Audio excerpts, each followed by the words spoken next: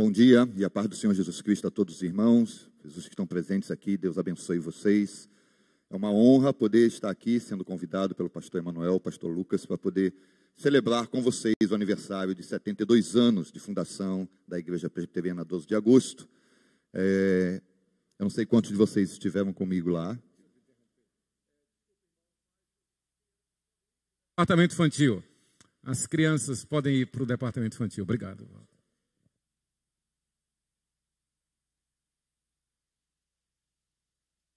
Irmãos, como é bom que vocês que têm filhos possam confiar os seus filhos nas mãos de homens e mulheres que os conduzam no caminho do Senhor. Sempre procurem enxergar o departamento infantil não como um momento onde você, vou poder assistir o culto tranquilo. Mas é um momento onde essas crianças vão estar sendo semeadas com a palavra do Senhor, para que cresçam no caminho do Senhor Deus.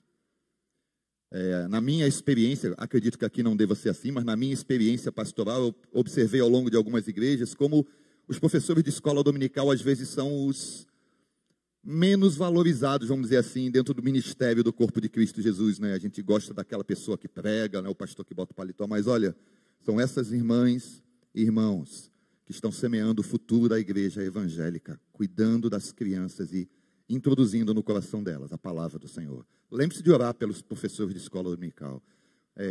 Eu estou há 20 anos aqui em Aracaju, 25 anos, 20 anos pastoreando a Igreja Batista Betel, e hoje eu posso ver o fruto disso, porque eu vi todas aquelas crianças se transformarem em pré-adolescentes, se transformarem em adolescentes, casarem, são homens e mulheres de Deus hoje que estão lá, graças aos professores de escola dominical, que cuidaram deles quando eles ainda eram pequenininhos, crianças. Que Deus abençoe vocês por esse ministério maravilhoso.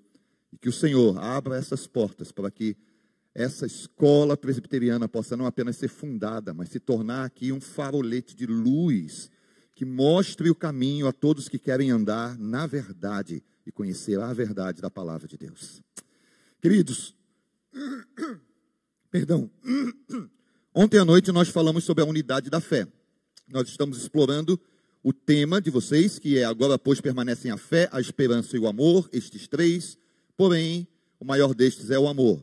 Estamos trabalhando cada uma dessas palavras dentro do contexto de o que é que une os cristãos, o que é que nos faz, como homens e mulheres de Deus, estarmos todos unidos como corpo de Cristo Jesus. Ontem nós exploramos um pouquinho sobre a unidade da fé, falamos sobre a diferença, né, que os irmãos devem procurar sempre conhecer essa diferença entre batatas e purê de batatas, a diferença entre areia e argila, a diferença entre união de pessoas e a unidade do corpo de Cristo Jesus. Um saco de batatas sempre serão várias batatas juntas, mas purê de batatas é uma coisa completamente diferente, onde está todo mundo misturado e unido de uma forma que não se pode separar mais. Da mesma maneira a argila, e da mesma maneira essa diferenciação entre união de homens, pessoas que se juntam, pessoas que se reúnem, grupos que se formam, não é a mesma coisa que a unidade do corpo de Cristo. E nós falamos sobre isso, explicando para os irmãos que a união pode ser feita por nós, mas a unidade é uma obra do Espírito Santo de Deus. É Ele quem gera a unidade no corpo de Cristo. Porém, paira sobre nós a responsabilidade de manter essa unidade. Aprendemos que a palavra fé, que é a primeira palavra que o apóstolo Paulo usa nessa frase de 1 Coríntios 13, ela pode ser entendida de duas maneiras. A fé subjetiva, operadora, salvadora, aquela fé que encontramos nos lábios do Senhor Jesus, quando Ele diz, grande é a tua fé, quando Ele diz, nunca encontrei fé como esta, uma fé que tem diferentes níveis, né, e que se manifesta nas pessoas de formas diferentes, e por isso ela é subjetiva, é uma fé dada, ela é dada por Deus pelo Espírito Santo. Mas existe o outro tipo de fé, a fé objetiva, doutrinária, a fé que gera a unidade da igreja no crescimento de que nós creiamos todos nas mesmas coisas que foram deixadas como revelação de Deus de si mesmo na Escritura. Essa é a fé pela qual nós temos que batalhar, aonde Judas escreve na sua carta, batalhai diligentemente pela fé que foi dada aos santos. Essa fé se alcança, essa unidade da fé se alcança através da maturidade do corpo de Cristo. À medida em que deixamos de lado as coisas de meninos e crescemos rumo à maturidade, nos tornamos cada vez mais adultos em Cristo Jesus, o corpo de Cristo começa a perceber que há muito mais ênfase e muito mais presença de Deus na unidade do que nas nossas comuns divisões por opiniões e gostos pessoais. Não existe nada de errado em ter gostos pessoais, mas o gosto pessoal jamais pode estar acima da unidade da fé. E essa nós encontramos naquilo que é imutável, a palavra de Deus, onde nós temos como nossa única regra de fé e prática. Hoje nós vamos estar rumando à esperança, continuando que agora, pois, permanecem a fé, a esperança e o amor. Nessa manhã nós vamos estar falando sobre a esperança. Deixa eu só ver aqui, porque não tem um reloginho ali na frente. Bom, agora eu já cronometrei. Até quero pedir aos irmãos que me desculpem, ontem eu acabei me prolongando demais, né? Delongando um pouco além da necessidade. Pouco, digo eu, né? Eu posso ter delongado muito.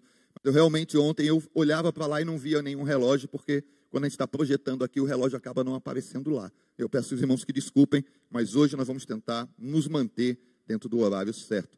O pastor amarrou uma cordinha na minha perna ontem, mas eu malandramente sacudi, tirei, e ele puxava e não vinha nada, não conseguia me acordar. Quero convidar os irmãos, então, para nós abrirmos a palavra de Deus na carta aos Efésios, capítulo 4. Nós vamos ler só os versículos de 4 a 6. Ontem nós lemos o texto completo, mas hoje vamos focar apenas no capítulo 4, versículos de 4 a 6. Efésios capítulo 4, versículos de 4 a 6.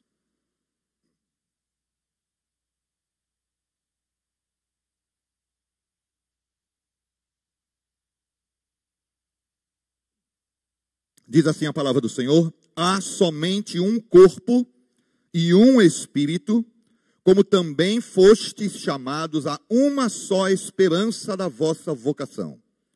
Há um só Senhor, uma só fé, um só batismo, um só Deus e Pai de todos, o qual é sobre todos, age por meio de todos e está em todos. Aleluia. Irmãos, a palavra esperança que aparece aí, foste chamados a uma só esperança da vossa vocação. Na Bíblia, a palavra esperança, ela é tradução de vários termos hebraicos e gregos. Especialmente no hebraico existem várias palavras que são utilizadas para e que nós traduzimos por esperança, e no grego também, mas ela sempre vai se manifestar mais ou menos nas seguintes coisas. Ela pode significar realizar algum desejo. Por exemplo, em Provérbios 13:12, que diz que a esperança que se adia adoece o coração. Então, a palavra esperança usada ali é a realização de um desejo que a gente tem no coração e que às vezes demora para acontecer. Também pode significar o matrimônio, o desejo do casamento, a esperança de que você vai estar casada nova ou casado novamente, ou casado pela primeira vez, como foi no caso de Ruth 1:2. Também em Atos 16:19, a palavra de Deus diz que vendo os donos se desfazer toda a esperança do lucro, então a esperança ali significava o desejo de que alguma coisa desse lucro. E são várias palavras sempre significando esse tipo de coisa. Em Atos 27:20, quando o navio está para naufragar, o apóstolo Paulo diz, aqui é 1 Coríntios 9:10, né? Quando está falando do pagamento, falando que nós temos esperança, o lavrador que trabalha a terra o faz na esperança de receber o seu fruto. E em Atos 27:20, é o livramento físico, de que havia esperança de que Deus livrasse o navio de naufragar. E finalmente, um texto que eu gostaria que a gente abrisse para ler, eu estou correndo nesses apenas para poder mostrar que a palavra esperança tem sempre esses significados, mas se você puder abrir comigo lá em Lamentações, capítulo 3, versículo 29, tem um versículo que é bastante importante e conhecido da igreja do Senhor Jesus. Lamentações de Jeremias, capítulo 3, versículo 29.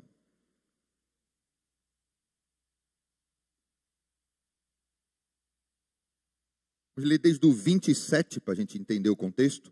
Bom é para o homem suportar o jugo na sua mocidade.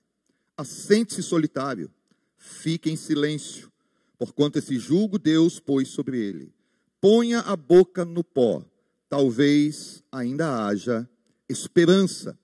E a esperança aqui, né, nesse contexto de Lamentações, era a esperança de que Deus livrasse do castigo terrível que havia se abatido sobre a nação de Israel, quando os babilônicos invadiram Jerusalém e destruíram tudo. Jeremias estava lá, Ezequiel estava na Babilônia, foi levado na primeira leva. Jeremias estava lá em Jerusalém, e ali ele então vê toda a destruição da cidade, do templo, e no momento em que ele está inspirado pelo Espírito Santo, colocando dentro do seu coração, expressando sua dor, ele fala isso: coloque a boca no pó, talvez ainda haja esperança.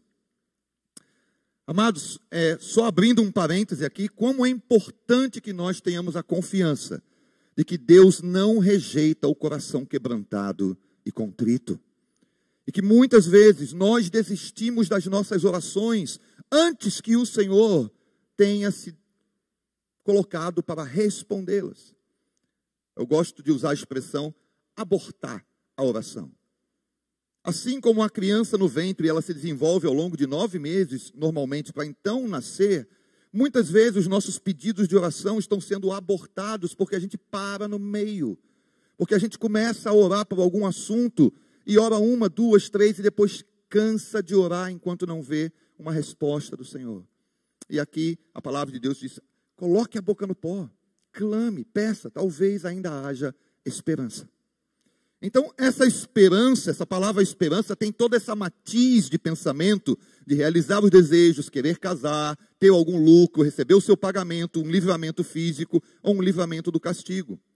Mas no texto de Efésios que nós lemos, em Efésios 4, versículo 4, fostes chamados a uma só esperança da vossa vocação. Essa palavra esperança no grego é elpis, e ela assume um significado técnico diferente. Elpis, no grego, é traduzido no português pelas palavras expectativa, confiança ou permanecer firme numa promessa. E o Novo Testamento, especialmente Paulo, mas também outros, se apropria dessa palavra grega elpis, que a gente vai ver um pouquinho mais tarde, que o significado original dela no grego não era esse, mas se apropria disso, e no contexto judaico-cristão, no contexto da confiança de um Deus que ouve oração, ela assume essa tradução, uma expectativa, uma confiança. Eu vou permanecer firme na promessa, porque quem fez a promessa é fiel. A questão da nossa confiança nas respostas de oração, a nossa confiança no Deus que age, não está no tipo de oração que eu faço, nem se eu sou uma pessoa que ora bem, mas no caráter de quem ouve a oração. E o caráter de quem recebe a nossa oração é que Ele é um Deus fiel. Ele é um Deus fiel à sua palavra. E é por isso que nós podemos pedir as coisas de acordo com a palavra de Deus, e sabemos que se pedimos as coisas de acordo com a vontade dEle, seremos atendidos, porque o Senhor é fiel na sua vontade, na sua revelação. Então essa palavra elpis, esperança, ela passa no Novo Testamento, nas mãos de Paulo e também de alguns outros escritores, a assumir cada vez um funil de significado que vai nos levar àquilo que eu gostaria que nessa manhã a gente pudesse sair daqui aprendendo. Qual é essa esperança que nós temos, a mesma esperança? Esperança de quê? Esperança de dias melhores? Esperança de que o governo vai mudar ou não vai mudar? Esperança de que a epidemia vai passar e não haverá mais epidemias depois disso? Esperança de que a nossa saúde vai se manter intacta? Qual é a esperança que todos nós temos de acordo com a Escritura? E essa é a manhã em que eu gostaria de explorar isso com vocês. Convido vocês, nessa manhã de escola dominical, a estarem com as suas Bíblias nas mãos e que nós possamos, então, explorar e conhecer a palavra de Deus, porque é por ela que fomos salvos e é ela que nos alimenta. Então, o uso de elpis, esperança, não é Elvis morreu, é elpis, o uso de elpis como esperança no Novo Testamento. Em primeiro lugar, Romanos 15, 4, diz: tudo quanto outrora foi escrito para o nosso ensino foi escrito, a fim de que pela paciência e pela consolação das Escrituras tenhamos esperança. Mas Paulo não diz esperança em quê? Ele apenas assim, que as Escrituras que nos dão consolação e a paciência, nós tenhamos esperança.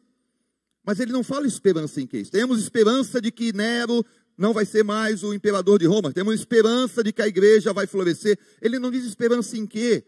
Porque a palavra elpis, traduzida por esperança, já tinha um significado introduzido dentro dela. E é isso que nós vamos tentar conhecer nessa manhã.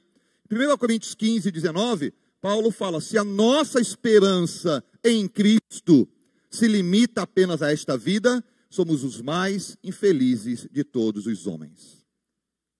Como anda a sua esperança em Cristo? Aonde tem estado o foco e a fonte da sua e da minha felicidade? Porque se a nossa esperança em Cristo for só esta vida, somos infelizes, irmãos. Comamos e bebamos, porque amanhã morreremos todos. Nesse aspecto, e o capítulo 15 de Coríntios foi todo escrito para despertar a igreja de Corinto para isso, o mundo está bem melhor que nós. Porque nesse aspecto o mundo diz assim, eu quero aproveitar a vida, porque amanhã eu sei lá, posso morrer, posso pegar um vírus desse, amanhã eu posso estar internado, amanhã pode, sei lá, ser atropelado, eu vou aproveitar a vida. Porque a consciência do mundo é aproveitar a vida porque é a única coisa que eu tenho, é essa vida aqui. Mas nós, como cristãos, deveríamos ter a consciência de que o mundo passa bem como a sua concupiscência. De que os anos dessa vida aqui, eles passam, eles voam, eles são rápidos. Que a glória do homem é como a erva, como a flor da erva, e soprando nela o hálito do Senhor, ela passa e dissipa.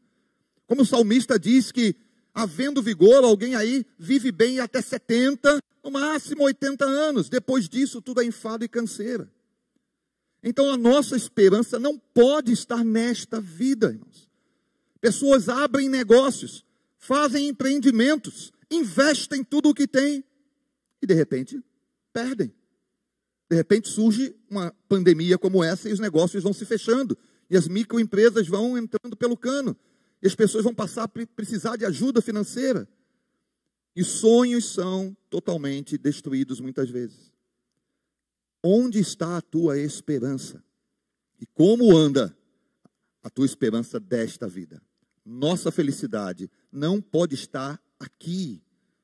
Mas temos que ter uma esperança de algo mais. Em 2 Coríntios 1, de 9 a 10, Paulo novamente ele relata agora uma experiência que ele passou quando em Éfeso ele foi perseguido, jogado às feras, ele diz. Ele fala, tivemos a sentença de morte para que não confiemos em nós, e sim no Deus que ressuscita os mortos, o qual nos livrou e nos livrará de tão grande morte, em quem temos esperança, que ainda continuará a nos livrar. Irmãos, o evangelho naquele tempo era sentença de morte. Você dizia, eu me converti, agora sou crente. Era sentença de morte. Hoje, infelizmente, tem se tornado moda. Muita gente, abraça o evangelho para poder ter contatos, para poder fazer parte daquela igreja fantástica, para poder dizer que pertence à igreja dos artistas, ou seja lá o que for, outros rótulos. Mas o Senhor conhece os que são seus. O Senhor conhece aqueles que são dele e que ele chamou do império das trevas para o reino do Filho do seu amor. Naquele tempo em que Paulo escreve, você dizer que havia se convertido, que Cristo era o Senhor e não César, era a sentença de morte. Mas Paulo ele diz que ele recebeu a sentença de morte para que não confiasse em nada, a não ser no Deus que ressuscita mortos. É como se Paulo dissesse, se morrer, morri. A mesma frase que Esther usa quando ela vai diante do rei. Se eu morrer, morri. Se eu perecer, pereci. Mas o meu Deus não me deixará na morte. Não deixará que o santo dele veja corrupção. Ele é o Deus que ressuscita mortos. E essa, ele diz, é a esperança. Em Colossenses 1,5, Paulo escreve, por causa da esperança que vos está preservada nos céus, a qual antes ouvistes pela palavra da verdade do Evangelho. E aí, novamente, irmãos, qual é essa esperança que está preservada nos céus. Esperança em quê? Esperança do que está lá preservada nos céus. Todos esses usos que Paulo vai fazendo da palavra elpis, eles vão revelando gradativamente, se você lê a palavra de Deus com essa atenção, que há alguma coisa por detrás da palavra esperança. 1 Tessalonicenses capítulo 4, versículos 13 e 14. Não queremos, porém, irmãos, que sejais ignorantes com respeito aos que dormem. Aqui é um eufemismo em relação aos cristãos que haviam morrido já. Para não vos entristecerdes como os demais que não têm esperança. Se cremos que Jesus morreu e ressuscitou, cremos também que Deus trará, mediante Jesus e com ele, aqueles que nele dormiram. 1 Tessalonicenses é talvez a carta mais antiga de Paulo, debatida pelos acadêmicos com Gálatas. Qual foi a primeira das cartas que ele escreveu? Mas a grande maioria dos acadêmicos concorda que 1 Tessalonicenses traz toda uma linguagem, uma teologia mais rudimentar. Então é a carta mais antiga de Paulo, quando ele ainda começou a fazer suas reflexões. E o que acontecia é que na igreja de Tessalônica as pessoas estavam questionando. Jesus falou que ia voltar, vocês disseram que ia ter a ressurreição dos mortos, mas eu estou vendo o povo morrer aí, meus parentes estão morrendo, meus tios estão morrendo, meu avô morreu. O que está acontecendo? E aí Paulo escreve justamente para dizer isso, irmãos, não sejam ignorantes como aqueles que não têm esperança. Nós cremos que Jesus morreu e ressuscitou. E é interessante que ele usa o condicional. Se nós cremos que Jesus morreu e ressuscitou, então nós temos que crer também que o Deus que ressuscitou Jesus nos trará ressuscitados juntamente com ele. E aqueles que dormiram não estão perdendo nada. Pelo contrário, estão na vantagem. Porque, como ele diz em Coríntios 15, os mortos em Cristo ressuscitarão primeiro. Finalmente, em Tito 2,13, Paulo escreve dizendo que nós estamos aguardando a bem-aventurada esperança e o aparecimento da glória de nosso grande Deus e Salvador, Jesus Cristo. Esse aparecimento, que é a palavra epifania, que é quando Deus se manifestava, quando Deus aparecia, ele aponta claramente que Paulo tinha em mente a segunda vinda de Cristo. Que nós estamos aguardando a bem-aventurada esperança e o aparecimento, a segunda vinda de Cristo Jesus. Então, que bem-aventurada esperança é essa que nós estamos aguardando na segunda vinda? O que é que todos esses textos têm em comum quando eles falam da palavra esperança? E eu acho que os irmãos já podem ter percebido a essa altura que o que existe é uma conexão teológica entre a palavra esperança, elpis, e a nossa fé na ressurreição dos mortos. Se você olhar todos os textos para trás, em todos eles o contexto é sempre o mesmo. A palavra esperança está inserida no contexto de ressurreição, do Deus que ressuscita, de que não precisamos ter medo da morte, de que a morte não é para nós o destino final, de que o Senhor tem para nós aguardada uma bem-aventurança nos céus, que nós estamos esperando quando o Senhor se manifestar. Essa esperança, como nós vimos, ela traz o significado de esperar o que se deseja, ter uma expectativa, até para coisas simples como fruto da lavoura ou do trabalho, mas no Novo Testamento agora, ela assume, elpis, um significado técnico. E aí isso vai ficar muito bem claro no livro de Atos, quando Paulo faz o discurso dele, tanto para o governador Félix, quanto quando ele faz o discurso dele para o rei Agripa, ele sublinha com muita clareza que ser cristão é você ter uma esperança que quem não é cristão não tem. E que esperança é essa? Abra sua Bíblia comigo e vamos ver direto do apóstolo Paulo, na palavra de Deus, em Atos, capítulo 24, quando ele faz o discurso dele para o governador Félix. Atos 24.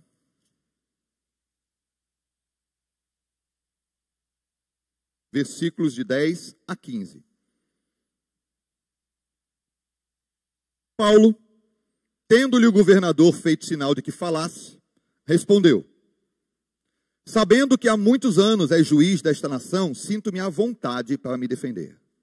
Visto poderes verificar que não há mais de 12 dias desde que subi a Jerusalém para adorar, e que não me achavam no templo discutindo com alguém, nem tampouco amutinando o povo, fosse nas sinagogas ou na cidade. Nem te podem provar as acusações que agora fazem contra mim. Porém, confesso-te que, segundo o caminho a que chamam seita, assim eu sirvo ao Deus de nossos pais, acreditando em todas as coisas que estejam de acordo com a lei e nos escritos de profetas, tendo esperança, elpis, em Deus, como também estes a têm, de que haverá ressurreição, tanto de justos como de injustos. Então, esta esperança que nós vamos ler nos escritos de Paulo, os escritos dele foram mais tarde do que esse caso em Atos. Aqui em Atos ele ainda não tinha começado a escrever as coisas. E aqui ele faz a conexão clara de que a esperança é a esperança de que haverá ressurreição, tanto de justos como de injustos. E quando ele vai diante do rei Agripa, 2 capítulos depois, em Atos 26, ele novamente coloca esta posição teológica. Atos 26, de 1 a 8.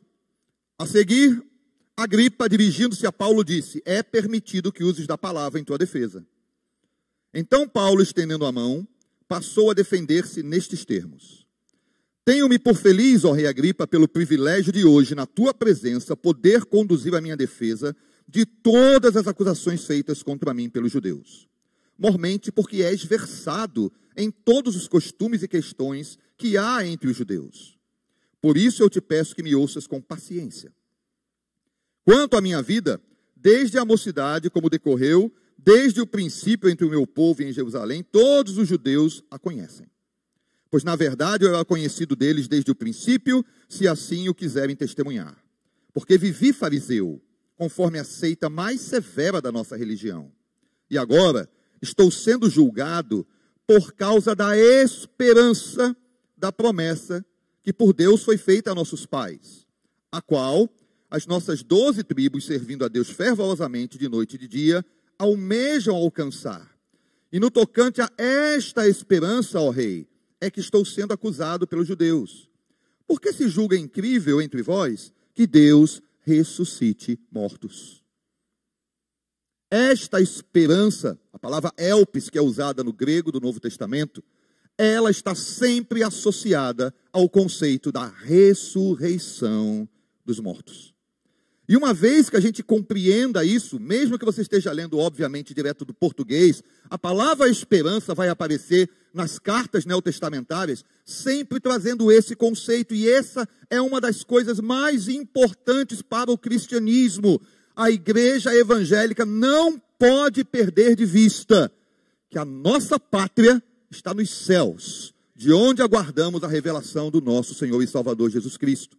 A igreja não pode perder de vista que esta vida aqui é passageira, que nós não estamos aqui para permanecer aqui, que nós estamos no mundo, mas não somos do mundo, que nós pertencemos a um reino superior. E que nós precisamos viver as nossas vidas aqui, demonstrando esta esperança, que nós vamos passar, que nós vamos sair, que um dia isso vai acabar, e que nós precisamos, como o pastor Emanuel estava falando com toda a clareza, alcançar o maior número dos eleitos possível enquanto estivermos aqui, irmãos. Porque essa é a única razão pela qual nós estamos aqui. Amados, adorar a Deus, nós vamos adorar para sempre. Quando formos arrebatados, ressuscitados, chegarmos ao céu, nós vamos estar adorando ao Senhor e vamos adorá-lo para sempre. Falar com Deus, não precisa mais de reunião de oração. Nós vamos estar lá falando com Deus face a face, diante dele continuamente. Cultuar a Deus, nós estaremos prestando culto a Ele o tempo inteiro com os anjos, arcanjos e querubins. Mas evangelizar, só aqui. Só agora. Só nesse período em que nós estamos aqui, é que é possível proclamar a palavra de Deus. Mas é proclamá-la com a convicção de que isso vai passar. Esse mundo vai acabar. O juízo de Deus virá, mas os salvos serão arrebatados e estarão com o Senhor para sempre nos ares. Essa é a compreensão da esperança que nos une como cristãos. Que nós precisamos o tempo inteiro estar revitalizando dentro de nós. Porque é muito fácil para nós, como homens e mulheres plantados nessa terra, perdermos de vista essa bendita esperança e passarmos a olhar apenas para o aqui e para o agora. Nossa visão precisa ser erguida e levantada para o Senhor dos Exércitos, olhando firmemente para Jesus, autor e consumador da nossa fé. Erga os olhos. É por isso que o Senhor disse que quando nós começássemos a ver os sinais da segunda vinda, as guerras, as pestes, as fomes, começássemos a ver todas essas coisas acontecessem, Deus disse para nós em Jesus: não fique triste nem abaixe a cabeça, levante os seus olhos, porque a vossa redenção está próxima. É claro que nós temos muita tristeza em ver as amarguras e as coisas terríveis que acontecem no mundo, mas se você é povo de Deus, erga os teus olhos e diga: Senhor, eu sei que isso é porque a minha redenção está próxima, está chegando, e essa é a minha esperança. Mas lembre-se que Paulo disse que existe gente que não tem essa esperança, como aqueles que não têm essa esperança. E aí examine-se o homem a si mesmo, e cada um de nós chegue diante do Senhor e se pergunte: Senhor, eu tenho dentro de mim essa certeza, essa convicção, essa esperança de que eu sou ressuscitado em Cristo Jesus. A morte não tem domínio sobre nós. Nós pertencemos aos da vida, que receberam vida em abundância. É assim que você pode, então, entender que a esperança que nos une, que todos os cristãos têm em comum, que permanece junto com a fé e amor de 1 Coríntios 13, é essa: Cristo ressuscitou, nós também ressuscitaremos com Ele. Não ter esperança de que você será ressuscitado implica diretamente na fé e na crença de que Cristo ressuscitou. Porque não há separação na palavra de Deus entre isso. Não há separação na teologia paulina, joanina, petrina, de que não, Jesus ressuscitou, tudo bem, mas a gente não vai. É o contrário, porque Cristo ressuscitou e eu posso crer na ressurreição dele, eu também posso ter certeza que eu ressuscitarei juntamente com ele dentre os mortos. Aí Romanos 8 passa a ter um valor e uma, talvez, visão completamente diferente, se você puder abrir agora a sua Bíblia e ler esse texto, que é tão conhecido da igreja, mas que às vezes a gente não conseguia perceber o significado da palavra esperança aqui dentro. Romanos 8, de 18 a 25.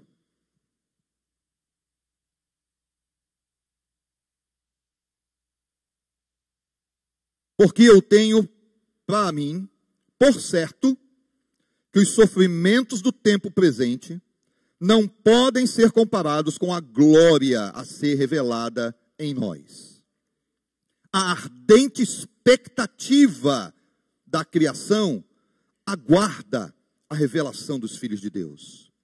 Pois a criação está sujeita à vaidade, não voluntariamente, mas por causa daquele que a sujeitou, na esperança de que a própria criação será redimida do cativeiro da corrupção, para a liberdade da glória dos filhos de Deus. Porque sabemos que toda a criação, a um só tempo, geme e suporta angústias até agora.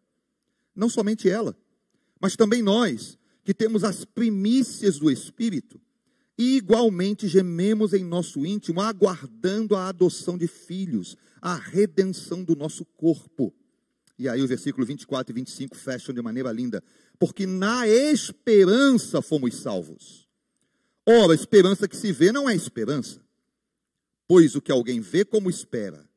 Mas se esperamos o que não vemos, com paciência o aguardamos. Observe as 3 vezes em que aparecem as palavras esperança ou derivado nesse texto. Expectativa, esperança da criação e a nossa esperança em que fomos salvos. E ao mesmo tempo Paulo fala sobre a glória a ser revelada em nós, fala sobre a glória dos filhos de Deus e fala sobre a redenção do nosso corpo. O que Paulo estava tentando dizer aqui agora, em frase bem simples, é: sofrimento todo mundo tem. Sofrimento todo mundo passa. angústia, tribulação, não é coisa só de crente, não. Basta conversar com os seus vizinhos aqui da rua e perguntar. Sofrimento você encontra em toda casa. E eu desconfio que exista alguma casa em Aracaju onde você bata na porta e pergunta: alguém aqui alguma vez nunca passou por nenhum problema na vida? Acredito que não vai existir. Sofrimento, luta, problema, angústia, falta de dinheiro, falta de saúde, enfermidade, perda de pessoas, perda de luto de pessoas que partiram, todos os seres humanos têm. O sofrimento está inserido na nossa condição existencial. Como seres humanos, nós existimos numa condição de sofrimento, porque somos seres humanos sensoriais. Então, nós sofremos tanto na parte física quanto na parte emocional. O sofrimento está inserido porque o mundo jaz no maligno. Pelo pecado de um homem entrou a morte e a morte passou a todos. Isso todas as pessoas têm. Mas esperança, esperança de glória, de transformação, de redenção, essa só os eleitos possuem. Só os chamados, só as ovelhas que um dia tiveram um encontro com Cristo Jesus. E isso serve para nós, irmãos, de pedra de toque. Serve para nós de linha divisória. E aí eu volto à pergunta: como anda a tua esperança em Cristo Jesus?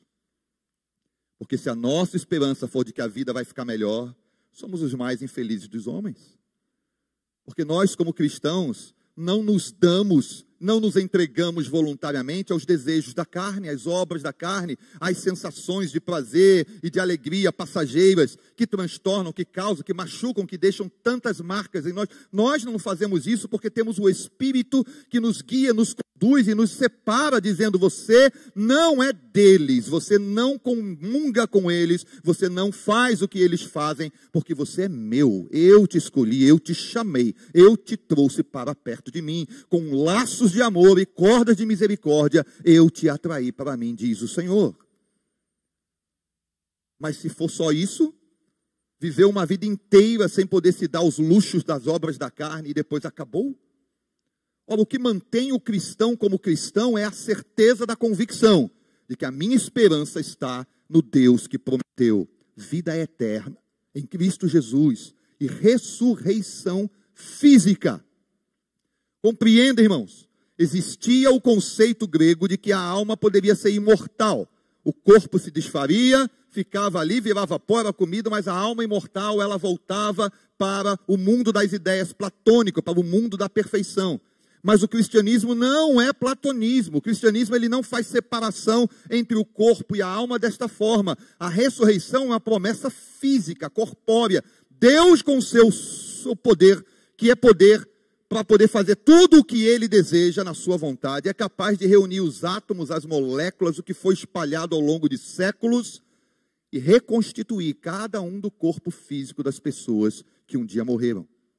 É por isso que quando Jesus aparece para os discípulos, ele diz assim: coloca a mão aqui, veja que eu não sou um fantasma. Ele come com eles. Ele não simplesmente aparece como uma aparição. E muitas pessoas, às vezes, até de outras religiões, não desacreditam de que Jesus morreu e apareceu aos discípulos. Elas desacreditam de que ele tenha feito isso corporeamente, fisicamente. Era apenas uma manifestação periespiritual ali, uma manifestação energético-plasmática, não era o corpo físico de Cristo. Mas o Novo Testamento diz o contrário, e a nossa fé se baseia não em estudos científicos, em provas humanas, mas naquilo que a Bíblia diz. E o que a Bíblia diz é: nós seremos ressuscitados com corpos físicos. Porém, como são esses corpos? Capítulo 15 de Coríntios explica o apóstolo Paulo: gente, você semeia uma semente de jaca e nasce uma jaca. Mas uma jaca não é em nada parecido com a semente da jaca. Ela é física, ela é material, mas ela não tem semelhança alguma com aquela semente. Então não tenha a expectativa, eu não tenho, de que lá no céu eu vou continuar careca, barbudo, né? Não vai ser assim. O corpo físico ressuscitado não é uma reprodução do espelho, daquilo que você olha no espelho e vê. O corpo físico ressuscitado é um corpo de glória, transformado para representar a glória do Senhor Jesus Cristo. Nós semeamos o corpo em corrupção e ressuscitamos em incorrupção. E aí Paulo vai explicar que é assim como a semente, que é assim como a glória das estrelas, que é assim como outras coisas que nós precisamos aprender. Porque às vezes a gente tem uma ideia completamente errada. Especialmente os nossos irmãos mais idosos ficam assim, poxa, passei a minha vida jovem toda na igreja, agora quando eu ressuscitar, vou ressuscitar velhinho, curvado. Não. Não haverá nem choro, nem dor, e ele enxugará dos nossos olhos toda a lágrima. Nossa ressurreição é uma ressurreição gloriosa. Tudo que em nós hoje é falho, tudo que em nós hoje é comido pelo pecado, corroído pelo tempo, tudo que em nós hoje não traz glória para Deus, terá sido transformado. E tudo em cada um de nós redundará em glória para o nome de Cristo Jesus. Isso não é teologia paulina, como alguns acadêmicos gostam de defender. Isso é teologia divina, irmãos. Porque João entendeu assim, em 1 João 3, versículo 2 e 3, ele fala que se alguém tem essa esperança, a si mesmo se purifica. Porque nós vemos agora, nem sabemos o que nós vamos ser depois. É interessante como o apóstolo João, ele fala, eu nem sei o que eu vou ser depois, eu só sei que vai ser para a glória de Deus. 1 João 3, 2 e 3 diz, amados, agora somos filhos de Deus, e ainda não se manifestou o que haveremos de ser. Sabemos quando ele se manifestar, seremos semelhantes a ele, porque haveremos de vê-lo como ele é. E a si mesmo se purifica todo o que nele tem esta esperança, assim como ele é puro. Resumindo, quem tem essa esperança, tenta manter a sua vida pura diante do Senhor. Porque assim se purifica todo o que tem essa esperança, para se manter puro. Embora, irmãos, o nosso processo de santificação seja a obra do Espírito Santo, que é Ele quem nos santifica e nos glorificará, em nenhum lugar a Bíblia diz que a gente deixa de participar nessa obra. Nós devemos nos purificar a nós mesmos, o máximo que pudermos, da forma como estudamos, da forma como aprendemos, da forma como a Bíblia diz, mas confiar que a verdadeira santificação vem do alto, é o Espírito que nos transforma para a glória de Deus. Pedro também entendeu da mesma forma, e se você olhar na primeira carta de Pedro, você vai ver que ele talvez em uma carta só, num capítulo só, usa essa expressão mais vezes do que até mesmo o próprio apóstolo Paulo. 1 Pedro 1, versículo 3 fala, bendito Deus e Pai de nosso Senhor Jesus Cristo, que segundo a sua muita misericórdia, nos regenerou para uma viva esperança, mediante a ressurreição de Jesus Cristo dentre os mortos. Esperança e ressurreição. Versículo 13. Por isso, cingindo o vosso entendimento, sede sóbrios e esperai. Aqui é o verbo esperar, elpsein, esperar inteiramente na graça que vos está sendo trazida na revelação, Apocalipse, de Jesus Cristo. Então, novamente, você espere o Apocalipse, a revelação de Jesus Cristo. E, finalmente, o versículo 21, que por meio dele tendes fé em Deus, o qual o ressuscitou dentre os mortos e lhe deu glória, de sorte que a vossa fé e esperança estejam em Deus. E, finalmente, o autor de Hebreus também entendeu da mesma maneira, que esta esperança é a esperança da ressurreição e de estarmos em uma nova vida com Cristo Jesus. Hebreus 10, de 19 a 25, diz assim, tendo, pois, irmãos, intrepidez para entrar no Santo dos Santos pelo sangue de Jesus, pelo novo e vivo caminho que nos consagrou pelo véu, isto é, na sua carne, e tendo um grande sacerdote sobre a casa de Deus, aproximemo-nos com sincero coração, em plena certeza de fé, tendo o coração purificado de má consciência e lavado o corpo com água pura. Versículo 23, guardemos firme a confissão da esperança, sem vacilar, pois quem fez a promessa é fiel. Irmãos, guarde firme e confesse essa esperança. Eu sei em quem eu tenho crido, e sei que por fim ele me levantará dentre os mortos. É a confissão da nossa esperança. Eu sei, eu tenho certeza, tenho convicção E nós precisamos ter uma convicção dessa tão forte que abale as convicções religiosas daqueles que não têm essa esperança. Porque o que adianta a pessoa viver a vida inteira numa dedicação, às vezes cega, a uma religião, a imposições de homens, e não ter a esperança do que vai acontecer? Só para dar um exemplo para os irmãos, no Islã, por exemplo, Alá, que é considerado um Deus tão soberano e tão poderoso, que faz a vontade dele como ele quiser, não há convicção nem certeza de que no fim de todas as coisas, Alá vai cumprir o que ele deixou escrito no Alcorão. E quando você pergunta a um imã, ele diz assim: Alá é soberano, ele faz o que ele quiser. Se ele não quiser cumprir o Alcorão, ele não vai cumprir. Ele é soberano, faz o que ele quer. Eles não têm essa convicção. Daí porque se multiplicam tantos aqueles que entram para a jihad, que é a guerra islâmica, porque se eu explodir uma bomba em mim agora, eu vou direto, não preciso ficar esperando o fim dos tempos. Porque se chegar no fim dos tempos, e Alá tiver, sei lá, de pá virada naquele dia, acordou de mau humor, ele vai dizer assim: eu não vou fazer nada disso. Mas nós temos a esperança de um Deus que honra a sua palavra. O Deus que diz: eu velo pela minha palavra para cumprir. Por isso podemos crer no que está escrito e empenhar as nossas vidas naquilo que está escrito na palavra de Deus. Não te comove isso, que muitos não tenham essa esperança? E que nós precisamos compartilhá-la com as pessoas?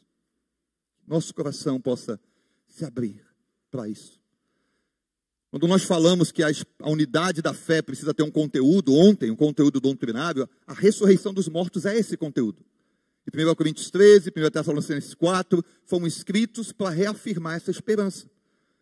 Olha, quando você pega o texto de Romanos 10, 9, todo aquele que confessar Jesus Cristo como Senhor e crer que Deus o ressuscitou dentre os mortos, será salvo. E você unir esse texto com 1 Tessalonicenses 4, 14, que diz: se você realmente crê que Jesus ressuscitou dentre os mortos, também tem que crer que você será ressuscitado junto com ele. Você compreende que a parte integrante da nossa salvação não é simplesmente eu levantei a mão e aceitei Jesus ou eu fui batizado. É eu creio que Cristo ressuscitou dentre os mortos. E creio que por causa disso eu também serei ressuscitado dentre os mortos. A morte não tem domínio sobre a minha vida. Essa esperança nos leva à santificação, como lemos em 1 João 3.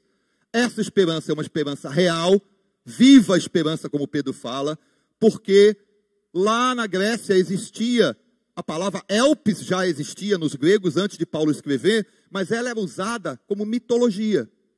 Não sei quantos de vocês estão familiarizados com o mito de Pandora, né? A caixa de Pandora. Pandora, o mito de Pandora é aquele em que Zeus, querendo pregar uma peça, com raiva, porque Prometeu foi lá e roubou o fogo do Olimpo. Prometeu roubou o fogo do Olimpo e trouxe para os homens. Isso é a mitologia grega.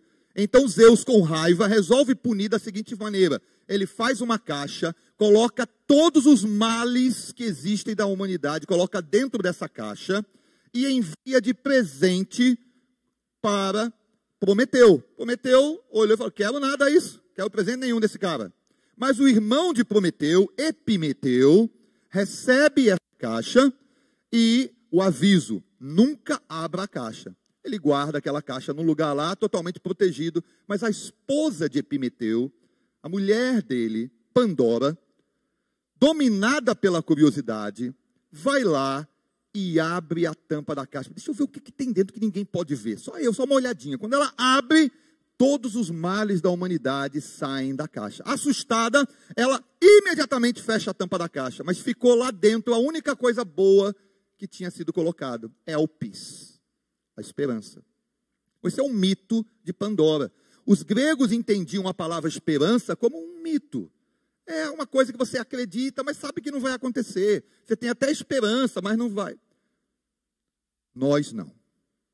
Quando a palavra elpis é apropriada pela tradição judaico-cristã, eles mudam isso e dizem assim: olha, a esperança que nós temos não é de um mito, não é uma caixa. Esse Zeus aí não é ninguém. Mas a esperança que nós temos é que Deus, não Zeus, Deus nos deu a promessa de que o Filho dele que ressuscitou também nos ressuscitará juntamente com ele. E aí, essa palavra ganha esse significado maravilhoso. Para a igreja primitiva, irmãos, Jesus estava falando sério quando ele disse: vou e volto. Crês tu isto?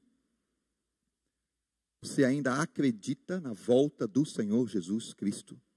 Uma volta física, metafísica, transformada num corpo de glória, estabelecendo o seu reino sobre a terra, de uma forma onde todas as nações virão a adorá-lo. Crês tu isto? Crês tu ainda? Porque, irmãos, há uma pressão enorme, teologicamente feita pela teologia liberal, para se largar essa fé, para se abandonar isso. Jesus não vai voltar nada, que história é essa? Os teólogos liberais continuam pressionando para transformar a igreja apenas num clube de gente que se ama, de gente que se gosta. E esquecer a nossa esperança é que nós não vamos ficar aqui para sempre. O Senhor vai nos levar para estar com Ele. Por isso Paulo diz: agora, pois, permanecem a fé, a esperança e o amor. A fé, como vimos ontem, é o conjunto doutrinário que nos une para dizermos: nós cremos em tudo o que Deus revelou aqui. Está aqui, é para a gente crer. Não está aqui, a gente debate, discute. Tudo bem, mas se está aqui na palavra, é para a gente crer, porque Deus se revelou na sua palavra. Mas não permanece só a fé, permanece a esperança. Porque o que adianta a gente crer em tudo que está aqui e não ter a bendita esperança da ressurreição? Viveremos as nossas vidas aqui e acabou? Não. Viveremos as nossas vidas aqui para glorificar aquele que nos salvou, que nos tirou do império das trevas e nos transportou para o reino do Filho do seu amor. Permanecem a fé, a esperança e o amor. E o maior destes é o amor. E sabe por quê, irmãos? Porque hoje à noite vocês vão ter que vir para saber. Permanece a fé, a esperança, mas o amor, só hoje à noite a gente vai falar sobre ele. Que Deus abençoe vocês e que vocês saiam daqui com esta esperança. Senhor, obrigado, Deus, porque a morte não tem domínio sobre nós. Somos da vida para a conservação da vida. A paz do Senhor.